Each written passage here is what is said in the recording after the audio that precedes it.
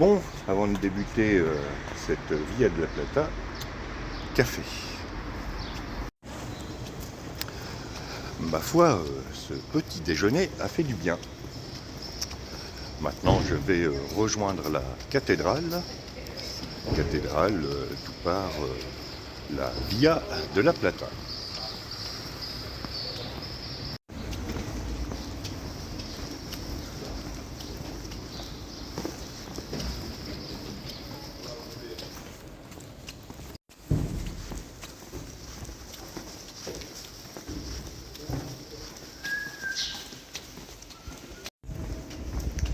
C'est quand même agréable de marcher dans ces rues quand il n'y a pas la foule.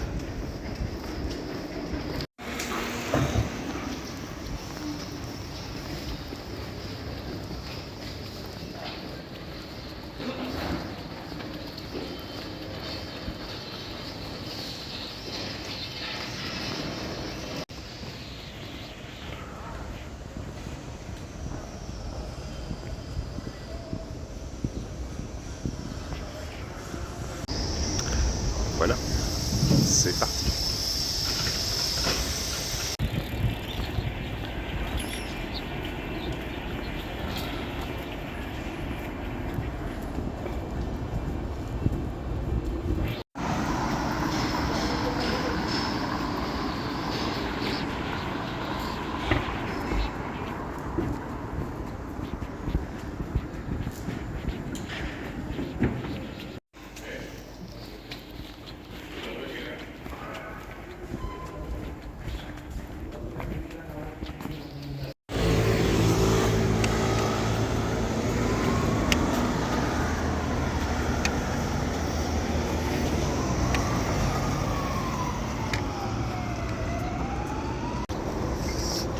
Je traverse le canal Alphonse XIII, une fois de plus, sur le pont de Triana. C'est bien parce que je ne me suis pas perdu.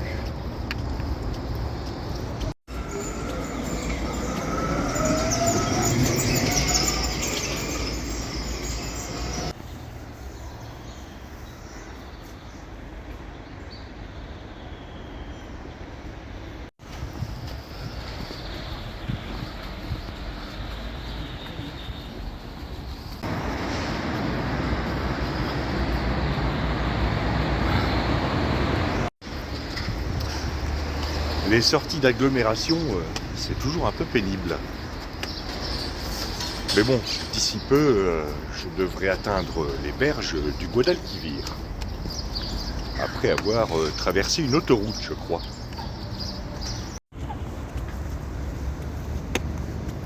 Bon, je suppose que c'est par là.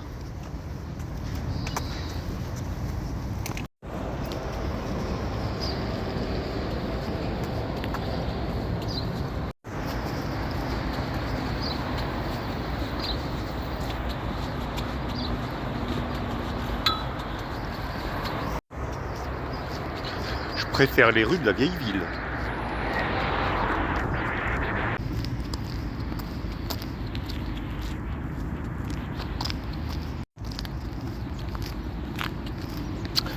Le balisage est juste, donc il y a intérêt d'ouvrir l'œil.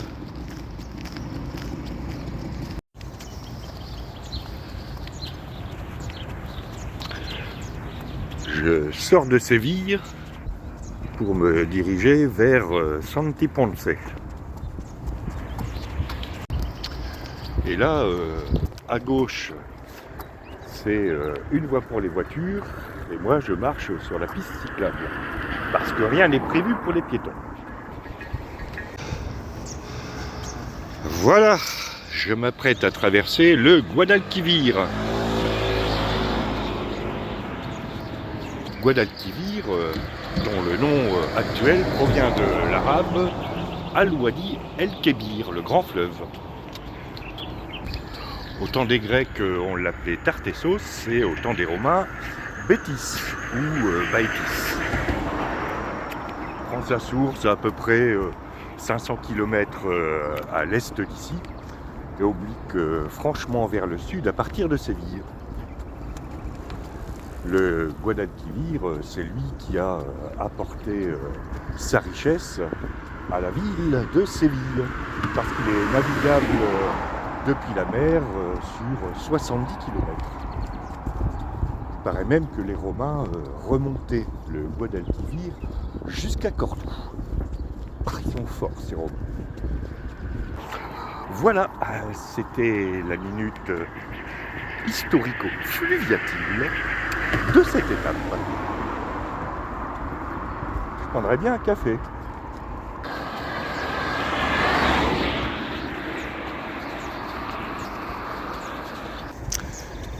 Il faisait frais tout à l'heure, mais là, je sens que ça va communier un petit peu. Du coup, je vais pouvoir enlever la veste et la polaire. Petite pause café dans la localité de Camas.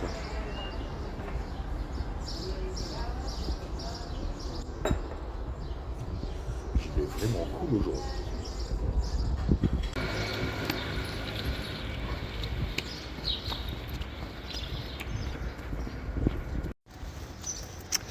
Bien, cette petite pause café m'a fait le plus grand bien. Mais il est quand même temps de repartir pour encore plusieurs kilomètres d'asphalte, parce que la première partie de cette première étape se déroule principalement en agglomération.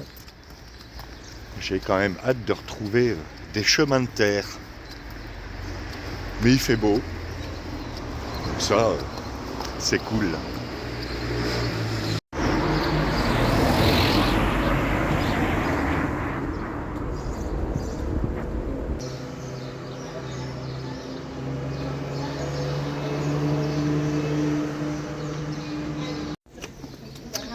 Il reste encore un petit peu de chemin. Ah, c'est déjà mieux. Je sors peu à peu de la ville et ça fait du bien. Et d'ici quelques kilomètres, je vais faire un petit détour pour visiter l'ancienne cité romaine d'Italica, qui fut fondée par Scipion l'Africain, dont je vous parlerai plus tard. Peut-être après le second petit déjeuner, parce que c'est bientôt l'heure et j'ai faim. Bon ben, retour le long de la route. Ça c'est moins cool.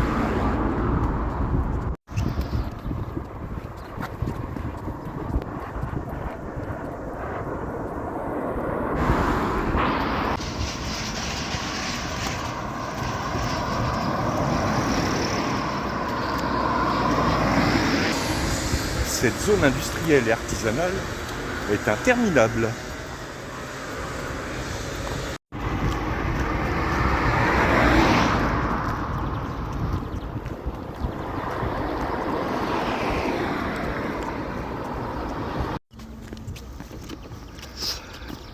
J'arrive à Santi Ponce.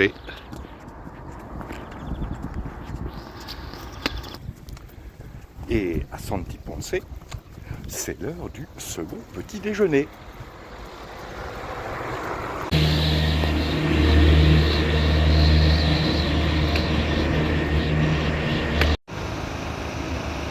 Et ben voilà, chez Pepe et Elena, ça me paraît parfait.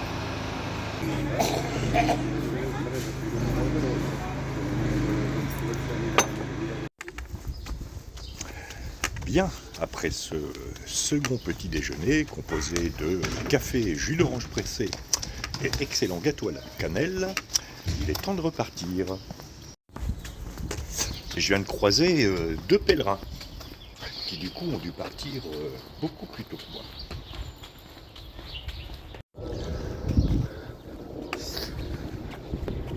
Voilà le théâtre. Il y a encore quelques petits travaux de restauration à faire. Et la question qui me taraude, c'est vais-je pouvoir entrer ?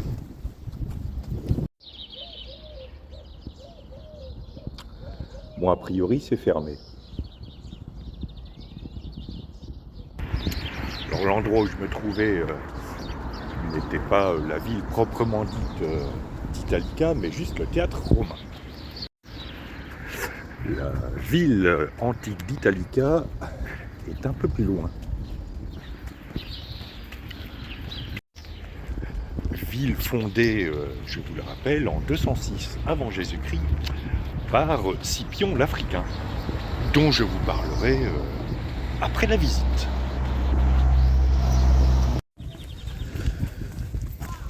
Voilà, je suis dans la cité antique d'Italica et je me dirige vers l'amphithéâtre.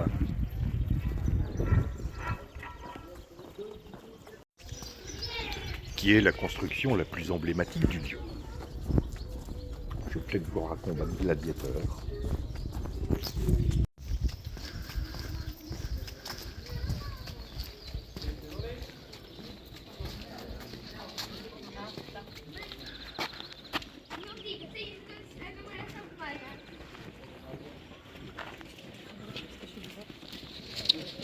« 25 000 spectateurs pouvaient être accueillis dans cet amphithéâtre, plus que la population de la ville.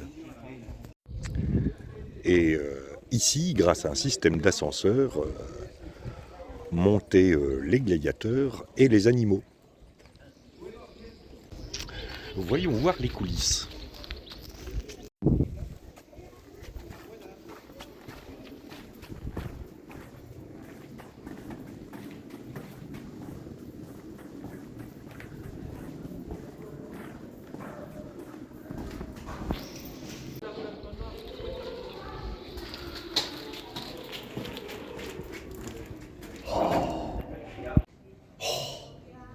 Ils ont conservé un siège d'époque.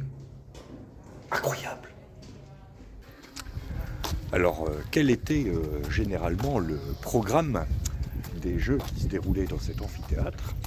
Eh bien, le matin, c'était plutôt consacré à la chasse aux animaux exotiques, soit par des chasseurs professionnels, avec de temps en temps un petit sacrifice de prisonniers, chassés par ces mêmes animaux.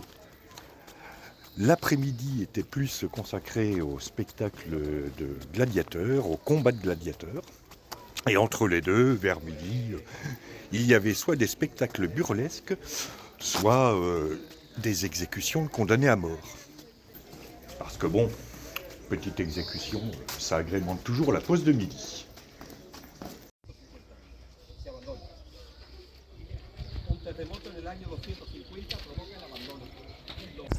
Après l'amphithéâtre, on arrive au tracé urbain, proprement dit.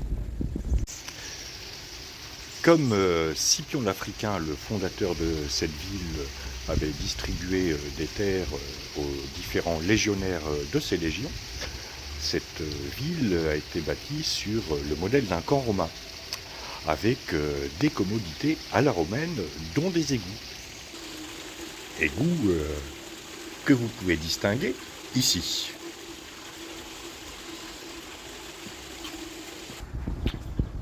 Organisés, ces Romains.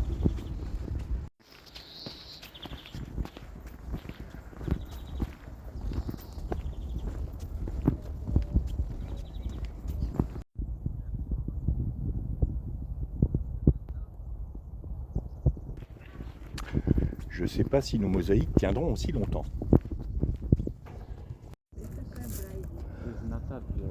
L'édifice que vous voyez ici, c'était les thermes. C'est le plus grand édifice de cette ville, 32 000 mètres carrés. Plus de 3 hectares. Malheureusement, il n'y a plus d'eau dans les piscines. Obélix a dû passer par là. Je sais, elle est facile. Plus de 3 hectares pour des bains. Ils sont fous, ces Romains.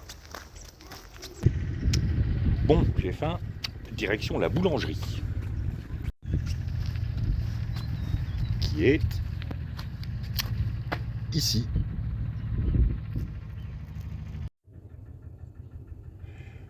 Et finalement, la structure des fours à pain n'a pas tellement changé au cours des siècles.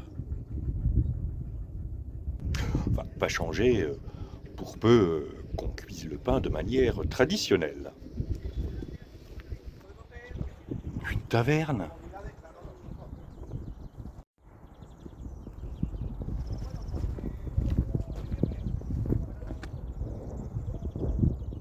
Bon ben, je suis déçu. Une tabernae, ça n'était pas forcément une taverne, c'était un local commercial, tout simplement. J'aurais dû réviser mon latin. Il est loin. Voilà, je suis au point culminant de cette cité antique d'Italica. Et au loin, là-bas, on aperçoit Séville.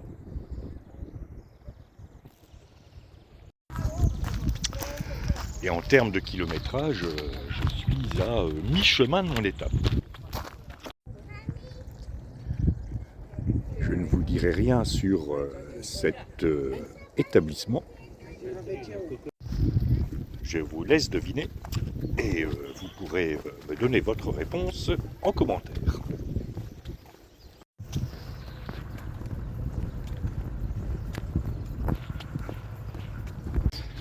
Bien, après cette visite, il est temps de reprendre le chemin parce qu'il me reste à peu près 12 km à faire.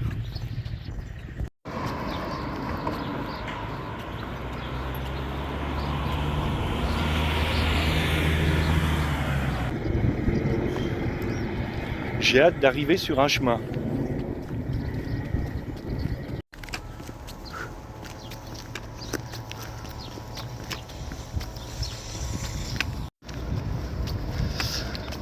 Bon, alors là, je dois traverser.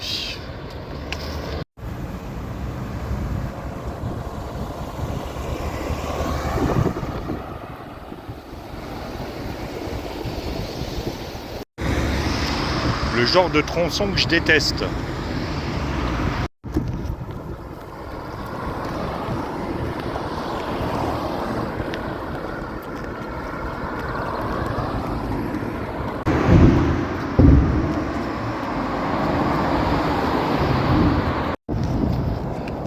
Ah, enfin.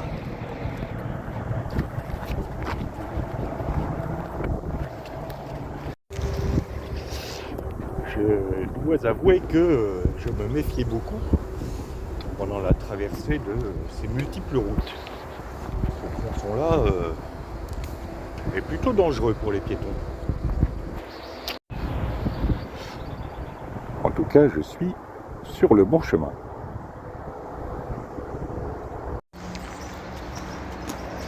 Alors manifestement, le pont est hors service, le passage est prohibé. Et donc, il faut que j'aille sur la gauche.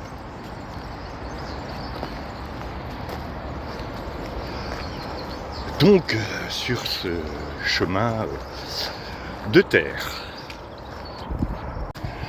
Et ça fait plutôt plaisir.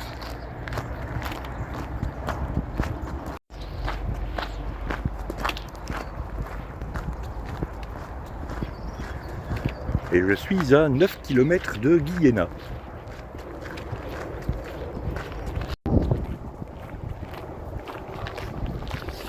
À ce point de l'étape, j'ai une pensée pour mon père qui nous a quittés il y a un mois et qui suivait mes pérégrinations. Voilà, ce chemin, il est pour toi, papa.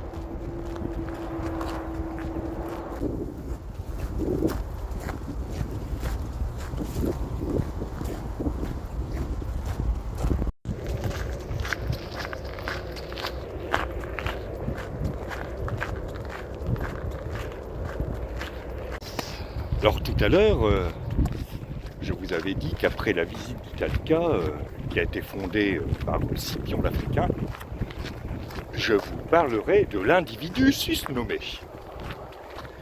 Mais qui était donc Scipion l'Africain ?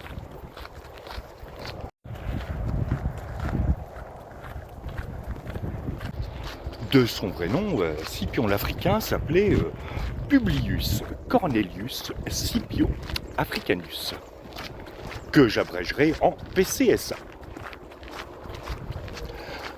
Nous avons tous appris à l'école que le dit PCSA a battu les Carthaginois à la bataille de Zama en 202 avant Jésus-Christ. Même si je ne me souvenais plus du tout de la date. Alors, quel rapport allez-vous me dire entre l'Afrique, la bataille de Zama, qui se situe en Afrique, Scipion l'Africain, et une ville en Hispanie? Eh bien, pour cela, il faut remonter au début de la carrière de Scipion. PCSA débute donc sa carrière militaire en 216 avant Jésus-Christ à la bataille de Cannes. Pas le Cannes où défilent des légions de personnes en smoking, en robe de soirée, voire en bikini de soirée ou en confetti de soirée. Non, non. Cannes en Apulie. L'Apulie, plus connue sous le terme région des Pouilles. Les Pouilles, c'est une région d'Italie située à peu près au niveau du talon de la botte italienne et du tendon d'Achille.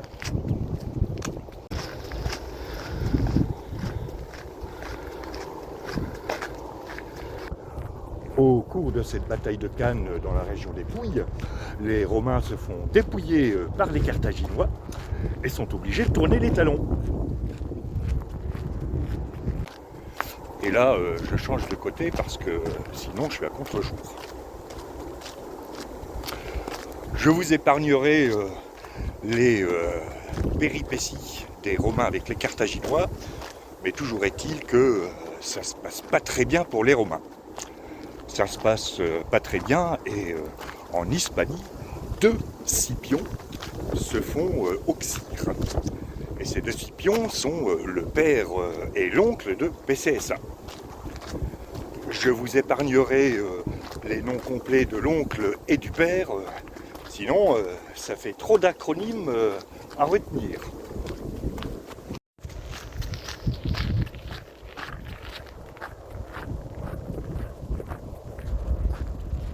L'Hispanie est donc aux mains des Carthaginois. Et Scipion, qui a été obligé de tourner les talons dans la botte italienne, a bien envie de botter les fesses des Carthaginois en Hispanie. Il se porte donc volontaire et est envoyé dans la péninsule.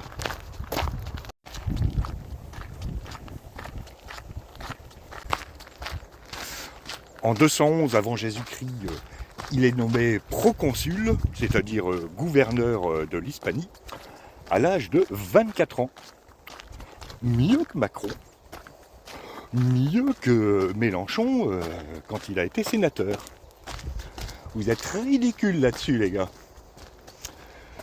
Il débarque donc en Hispanie et au cours de différentes batailles dont je vous épargnerai le détail. Ouais, enfin, t'épargnes le détail parce que t'as pas révisé.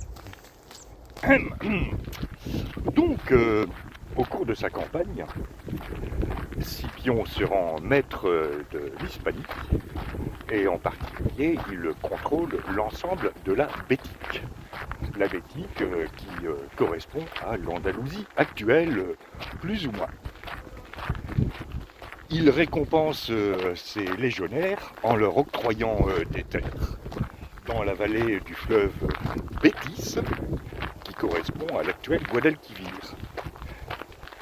C'est ainsi qu'Italica est fondée en 206 avant Jésus-Christ, à l'emplacement d'une ancienne implantation indigène et sur les plans d'un camp romain.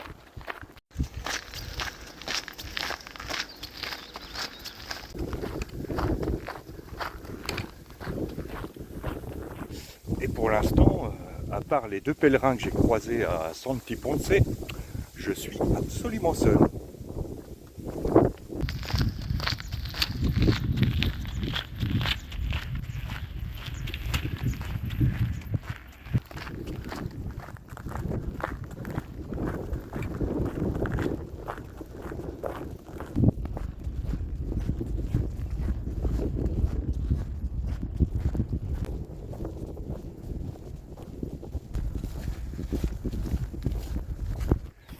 comme d'habitude, sont toujours les derniers kilomètres qui semblent interminables.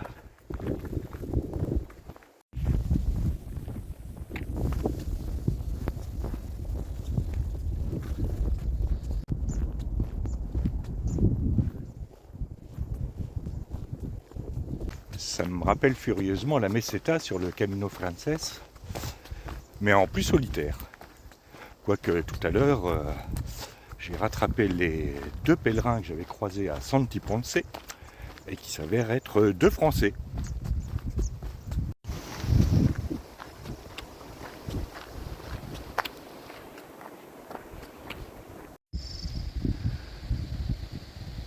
Pour déraciner cet arbre, la crue devait être balèze.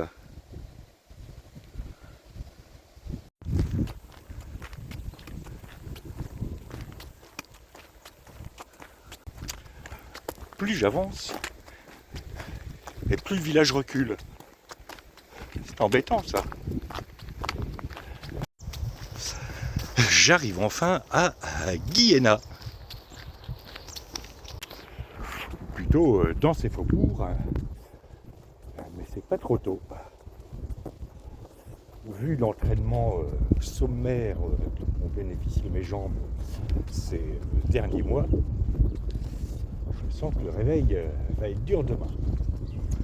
Mais on verra ça demain. Oh, alors ça, c'est très sympa.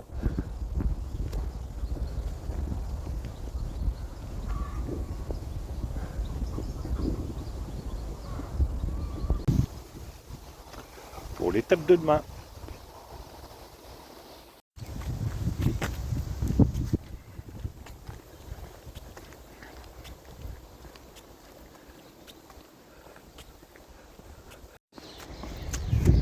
Reste plus qu'à trouver l'albergue Luz del Camino.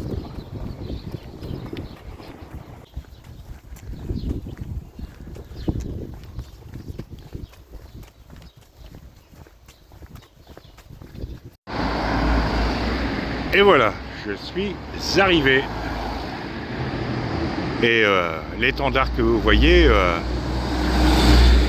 demande que la ville de Guiéna soit contournée pour plus de sécurité. Parce que c'est vrai que pour traverser la route, va falloir faire gaffe. Voilà, à la fin de cette première étape, qui normalement devait faire 22 km, mais qui en aura fait un peu plus de 26 compte tenu de la visite d'Italica, qui valait le coup. Là, je suis sur la terrasse de l'albergue, où il y a quand même un peu de monde, et où l'accueil est très sympa.